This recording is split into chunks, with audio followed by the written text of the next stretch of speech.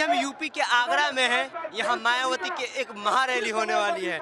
यहाँ पे मायावती के बड़े सारे समर्थक आए हुए हैं जो मायावती के जय जयकार कर रहे हैं। हम यहाँ जानने की कोशिश करते हैं कि मायावती के समर्थक इस बार किन मुद्दों पर मायावती को चुनने की बात कर रहे हैं।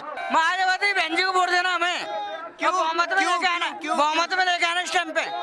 बहन जी को वोट क्यों देना है ये तो बताइए। बहुमत में लेके आना मायावती बहन जी को हमें। समाजवादी पार्टी ने कैसे काम किए? वो गलत काम करती है, वो गुंडागर्दी करती है। यहाँ पे एक उनके बहुत बड़े से समर्थक दिख रहे हैं जो पूरे नीले रंग से पटे हुए हैं। इनसे बात करने की कोशिश करते हैं। बहन कुमारी मायावती जिंदाबाद जिंदाबाद, बहन कुमारी मायावती जिंदाबाद जिंदाबाद। मायावती जी के समर्थक है?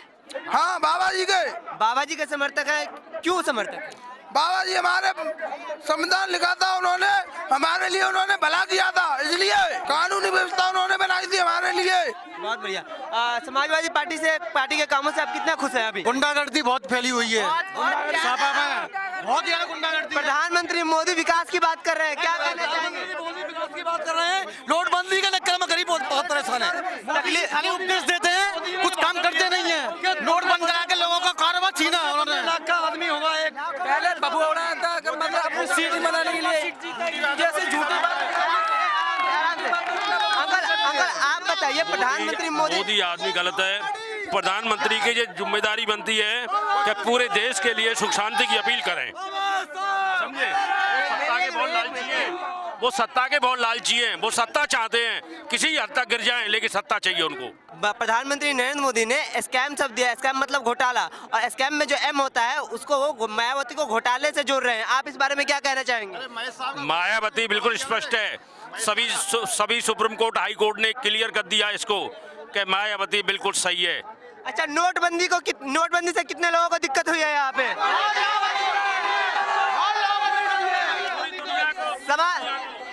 आपको क्या लगता है समाजवादी पार्टी ने अच्छे काम किए हैं?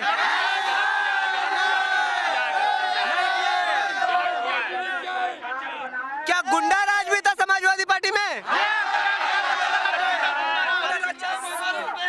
गरीब लुट रहे हैं, जनता व्यापारी लुटे हैं। बहन जी ने आश्वासन दिया है, अगर हमारी सत्ता आती है, बहन जी हमारी आती है तो हमारी मदद करेगी, पूरे उत्तर प्रदेश की मदद करेगी। बहन जी के शासन में कोई नहीं लूटा। अखिलेश यादव बोल रहे हैं कि उनका काम बोल रहा है। कितना बोल रहा है उनका काम? किनका काम? अखिलेश यादव का। अखिलेश का कोई काम नहीं है, कोई काम नहीं है, कोई काम। गरीब लूट, सभी व्यापारी लूटे हैं, व्यापारी लूटे। काम कर लो पर उनकी गुंडागर्दी नहीं खत्म होगी। चल गुंडों की शादी में मोहर लगी हाथी पे, चल गुंडों की शादी में मोहर लगी हाथी पे। ये कहना चाहता हूँ जितने भी लोग हैं जो भी मतलब भ्रष्टाचार से तृप्त हैं, उनसे मैं एक ही बात कहना चाहूँगा, इस बार बीएसपी आएगी और भ्रष्टाचारियों को उत्तर प्रदेश से भगाएगी। बीजेपी ने भ्रष्टाचार किया है? बीजेपी ने बिल्कुल भ्रष्टाचार किया है। बीजेपी ने नोटबंदी करके सिर्फ धन्ना सेठों को फायदा पहुंचाया है और कुछ नहीं किया है। आपको क्या लगता है अगर मायावती सरकार में है तो आप लोगों के लिए क्या करेंगे? अगर बहन जी सरकार में आती है तो सबसे पहले जो युवाओं के लिए जो जरूरी होता है वो होता है रोजगार मुहैया कराएंगी वो। दूसरी बात, हम लोगों ने देखा है कि उत्तर प्रदेश के अंदर जितने भी भ्रष्टाचारी, जितने भी लोग रहते हैं, जितने अधिकारी जो समय से ऑफिस नहीं जाते हैं, कार्यालय नहीं जाते हैं, वे सब कार्यालय जाएंगे। और छोटे लोगों की बात थानों में, चाहे कोई भी हो, चाहे समाज कल्याण विभाग हो, सब जगह सुनी जाएगी। अखिलेश यादव बोल रहे हैं कि युवाओं को बहुत सारे रोजगार के अवसर प्रदान किए उन्होंने। कितने लोगों को मिला है रोजगार यूपी में? अखिलेश यादव जी ने सच बोलते हैं, उन्होंने रोजगार दिया है। सिर्फ दिया है तो मैनपुरी, इटावा और रैया के नौजवानों को दिया है, मात्र 3 जिलों के नौजवानों को दिया गया। और उन्होंने पुलिस भर्ती में, आप ये बता सकते हैं वहाँ के युवाओं को क्यों दिया गया और आपको क्यों नहीं मिला है? मात्र जातिगत समीकरण को देखते हुए, मात्र जाति बिरादरी को देखते हुए अखिलेश यादव जी ने इटावा और रैया के लोगों को प्राथमिकता दी यूपी में नौकरी के लिए। हम लोगों ने 2-3 बार अप्लाई किया, अच्छे नंबर आए, लेकिन फिर भी हम लोगों का नंबर। ये कहना चाहते हैं कि जो अखिलेश यादव हैं वो अपने जाति के लोगों को ज्यादा फायदा पहुंचाते हैं। मायावती जी को के समर्थन करने का आपकी वजह क्या है? क्यों आप मायावती को सपोर्ट कर रहे हैं? इसलिए करते हैं क्योंकि जो भी प्रदेश में गुंडागिरी सबसे बिल्कुल खत्म हो जाती है। और जो कि आज देख रहे हैं जैसे कि हमारी बीजेपी इतने जुमले दिखा रही है, इतने बातें करते जा रही है, 2.5 साल में कहीं 100 स्मार्ट सिटी बनाएंगे, एक भी स्मार्ट सिटी नहीं बना। और जो बहन जी कहती हैं वो करके दिखाती हैं, वादा नहीं करती और जो भी कहती हैं 6 महीने में काम होता है दैनिक से, और गुंडागिरी दी जाते हैं। समाजवादी पार्टी ने कितना काम किया है? समाजवादी पार्टी ने सिर्फ अपने घर के ड्रामा के अलावा और गुंडागर्दी के अलावा कुछ भी कार्य नहीं किया, कोई विकास कार्य नहीं किया। अगर विकास कार्य किया होता तो आज अपने साथ में कांग्रेस को ना लिया होता। काम नहीं बोलता साहब, जुल्म बोलता है। अगर यूपी में कोई सरकार है तो सिर्फ बहन जी की, सिर्फ बीएसपी सरकार है। यूपी में कोई सरकार है तो सिर्फ बीएसपी सरकार है, बस, और कुछ नहीं।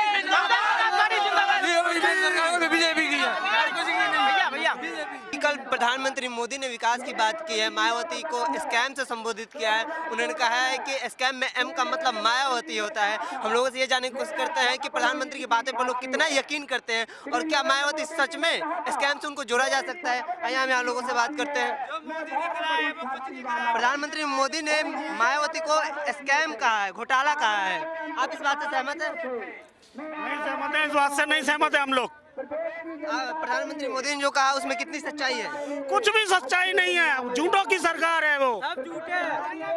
प्रधानमंत्री मोदी को सरकार को 2.5 साल से ज्यादा हो चुके हैं, कितना विकास हुआ है? बताइए, विकास की तो बात दूर की बात है। काला धन की कही थी कि 15-15, 14-14 लाख रुपए आएंगे खाते में, कहाँ है? खाते में आए? गरीबों के खाते में कहाँ आए? नोटबंदी से तकलीफ हुई है? बहुत तकलीफ हुई है, आम जनता को सारी तकलीफें हुई हैं। सारी आम जनता को सारी तकलीफ हुई है और बड़े धनवानों को कोई तकलीफ नहीं हुई है। झूठे वादे